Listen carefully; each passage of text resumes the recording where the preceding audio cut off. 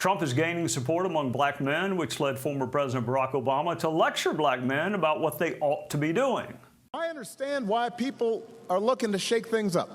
What I cannot understand is why anyone would think that Donald Trump will shake things up in a way that is good for you. That I don't understand. Because there is absolutely no evidence that this man thinks about anybody but himself.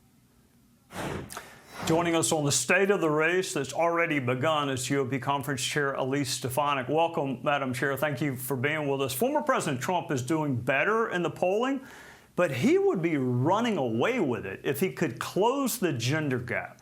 So how can he do that between now and Election Day? If he called you and said, Madam Chair, what do I need to do? What would you tell him? Well, first of all, President Trump, he is doing better and better among African-American voters, Hispanic voters, and women voters who are undecided but moving in his direction. I'm proud to be one of the national chairs of Women for Trump, and here is why. Because under President Trump's successful leadership, women never had it better. Look at the economic success. You had the highest number ever of women in the workforce, the lowest unemployment rate in modern times for women. President Trump expanded access to child care. It was also President Trump that delivered paid family leave for women in government. We had a booming economy, the highest number of small businesses founded by women ever, the highest wage and income for working women ever in our nation's history. We also importantly had security in our communities. We had a president who supported law enforcement. And look at what's happening under Joe Biden and Kamala Harris. You have historic inflation. You have a wage and salary cut because of that inflation for every working woman across this country. And you have increases in prices at the grocery store, childcare, energy, utility prices. Women are feeling the brunt of this terrible economy under Kamala Harris. So as women are making their decision, they're overwhelmingly, look at your experience under President Trump versus how it is today. We were better off under President Trump.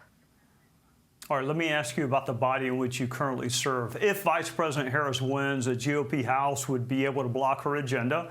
If Donald Trump wins, he will need the House. Regardless, it may come down to blue states like yours and California as to who controls the House. And I think most viewers don't understand that. It's actually Republicans who are successful in blue states that gives the GOP the majority.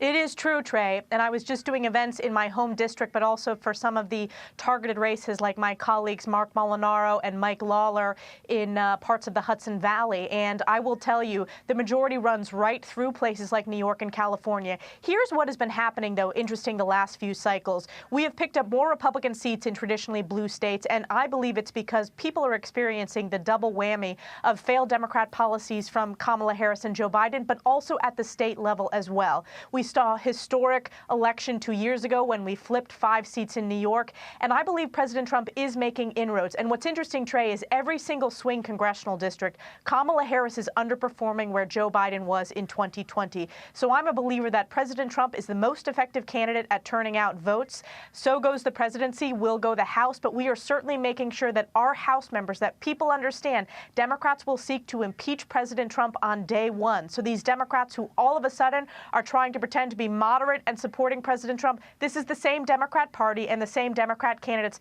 who have worked incessantly to undermine President Trump and have taken steps to impeach him in the past. So again, New Yorkers must turn out to vote just like Americans must turn out to vote across this country. We cannot get complacent this election cycle.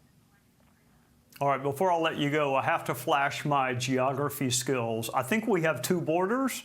The southern border gets a lot of attention, but there's another border that you actually live close to. Should it be getting more attention, and why? Absolutely, and I have been ringing this alarm bell since the first few months of Joe Biden and Kamala Harris's failed administration.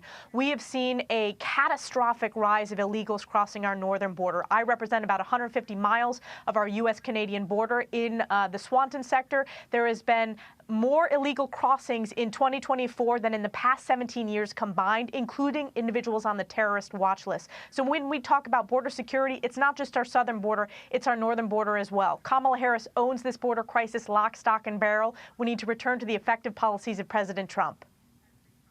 GOP Conference Chair Elise Stefanik from the great state of New York. Thank you for joining us on a Sunday night. I hope to see you soon. Thank you, Trey. Hey, Sean Hannity here. Hey, click here to subscribe to Fox News YouTube page and catch our hottest interviews and most compelling analysis. You will not get it anywhere else.